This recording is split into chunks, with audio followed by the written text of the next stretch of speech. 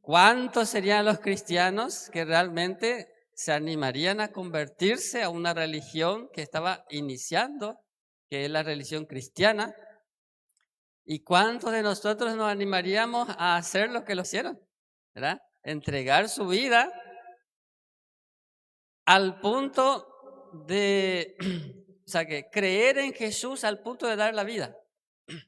Por eso San Pablo les dice a ellos: ningún sufrimiento, ninguna persecución, ningún problema terrenal se compara a la gloria futura. Y por eso les voy a hablar rápidamente de los 4 tipos de cristianos que hoy en día, o siempre hubo, y también y sigue habiendo, y habrá siempre, desde el tiempo de Isaías, es decir, antes de Jesucristo, durante la venida de Jesucristo y después de la venida de Jesucristo, pasando por nuestro tiempo y más adelante existen estos 4 tipos de personas. 4 tipos de tierra, 4 tipos de semilla que escucha la palabra de Dios y tiene estas 4 características. La primera es, vamos, ya que somos católicos nosotros, pero también se puede aplicar a los evangélicos, ¿verdad? Es ese cristiano que escucha, que se va al templo, como ustedes vinieron a la misa hoy, escuchan la palabra de Dios y no la entienden. Y como no la entienden, el diablo viene y enseguida saca de tu mente y de tu corazón. ¿Cuántas veces las personas vienen a la misa, están ahí de cuerpo presente y de alma ausente, no atienden a las lecturas, no atienden a la homilía del Padre? Y ni bien termina la misa, al cruzar esa puerta de la iglesia hacia afuera, ya no se acuerda absolutamente de nada. ¿A cuánto le pasa eso? A muchos le pasa eso. Al cruzar, inclusive antes de salir de la iglesia, antes de que el Padre dé la bendición final, hay muchas personas que no llevan ni una sola palabra de lo que escuchó. Ni una sola palabra. Es decir, no entendió absolutamente nada y no guardó absolutamente nada. Dice la palabra de Dios, y como no entendió y no comprendió, el diablo lo lleva inmediatamente. Salimos de la iglesia vacíos, sin aprender ni una sola palabra de lo que escuchamos. Y hay muchos católicos, muchos cristianos con esta primera característica. La segunda, el segundo tipo de cristianos que nos describe el Evangelio de hoy es la persona que viene a la misa, escucha la palabra de Dios, escucha la homilía, la recibe con alegría, dice. Esas son las personas que al salir de la misa te dicen: Padre, qué linda tu homilía. Recibió con alegría la homilía. Pero al salir allá afuera, dice, las persecuciones, justamente por causa de la palabra, sufren persecuciones allá afuera y esas persecuciones hacen con que la persona se acobarde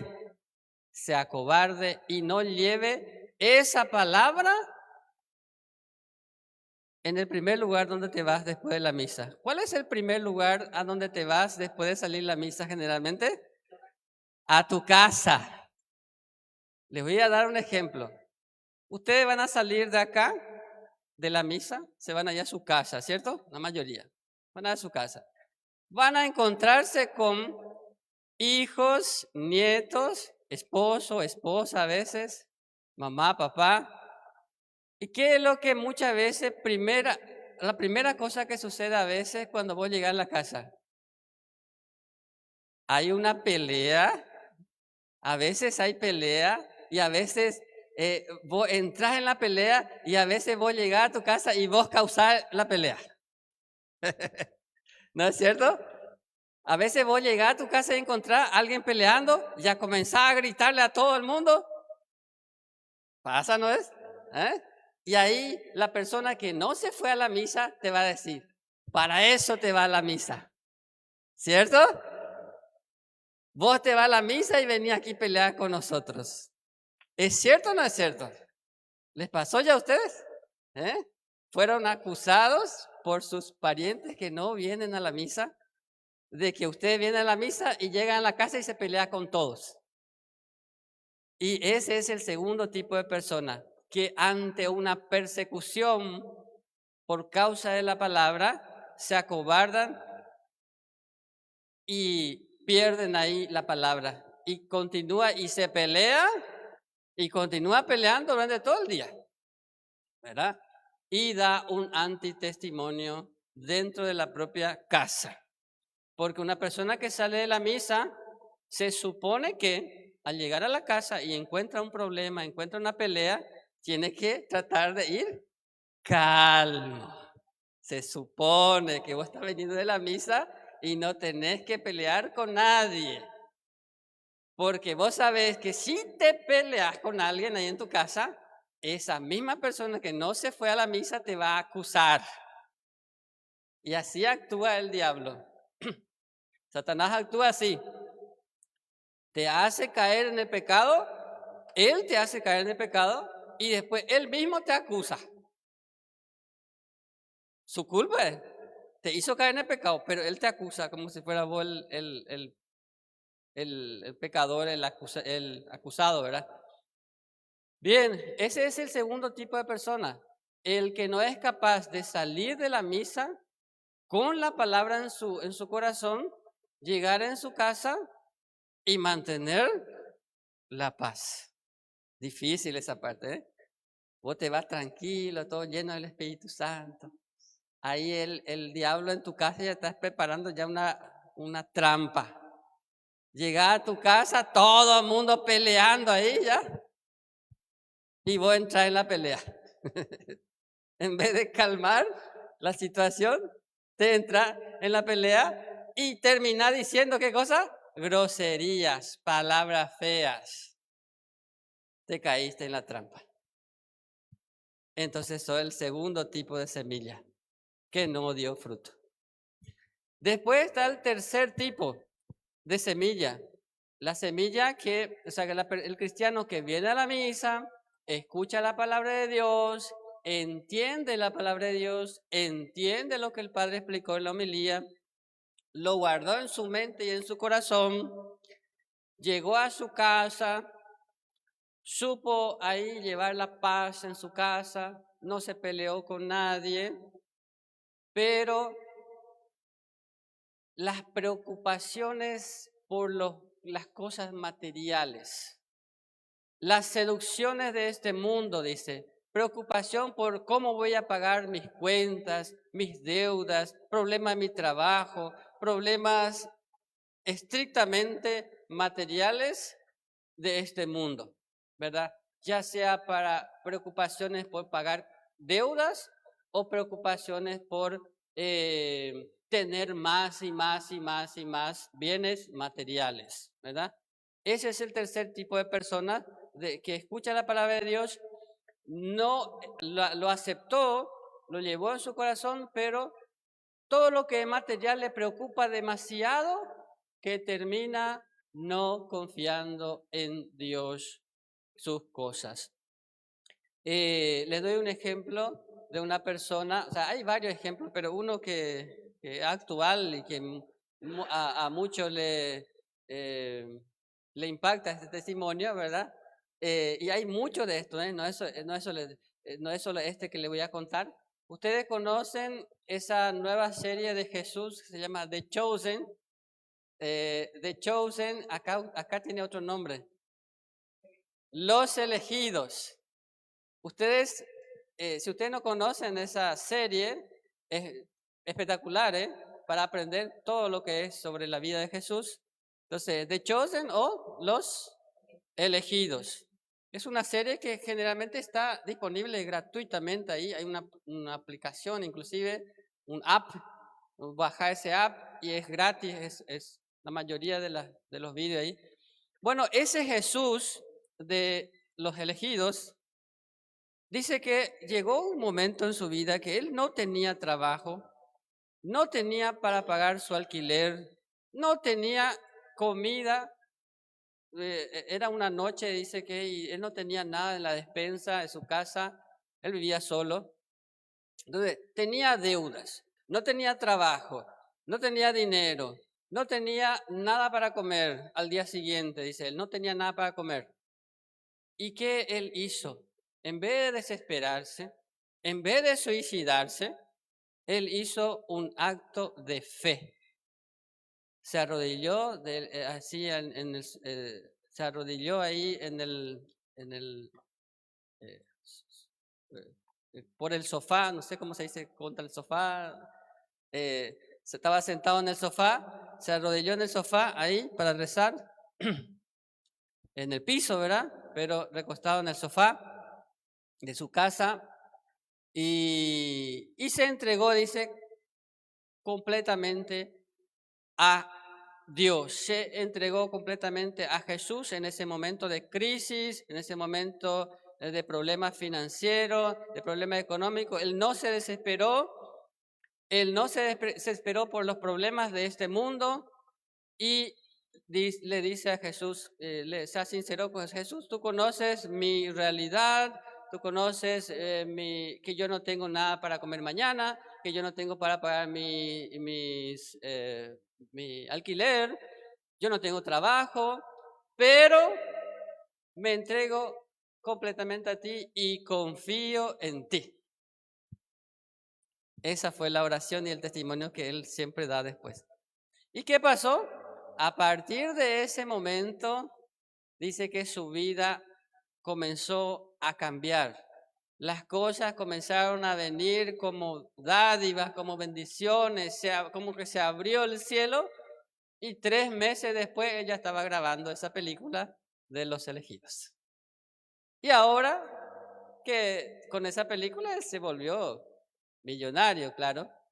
Pero el ejemplo el ejemplo que él da es que este tercer tipo de persona que se preocupa mucho por las cosas materiales sin confiar en Dios se termina perdiendo también y no produce fruto.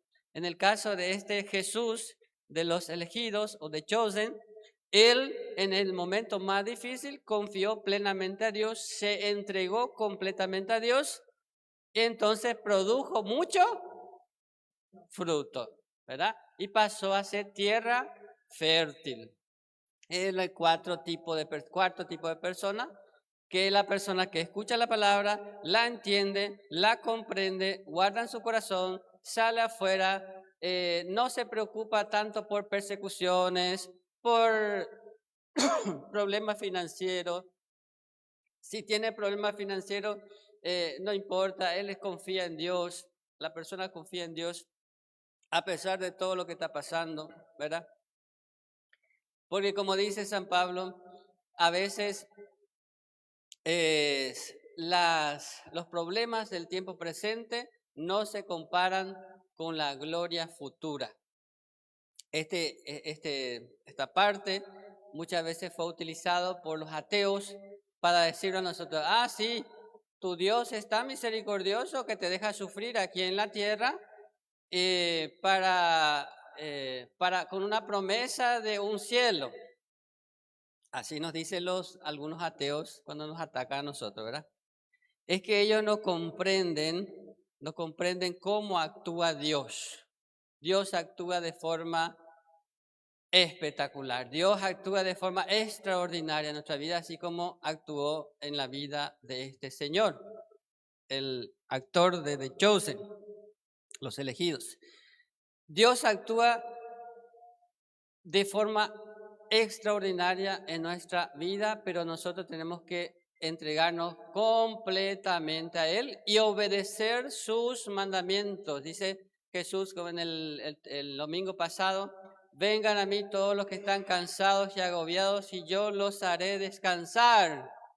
Pero aprendan de mí que soy manso y humilde de corazón, hagan lo que yo les mando y ahí tendrán la bendición. ¿eh? Dios nos hará descansar si hacemos lo que Él manda.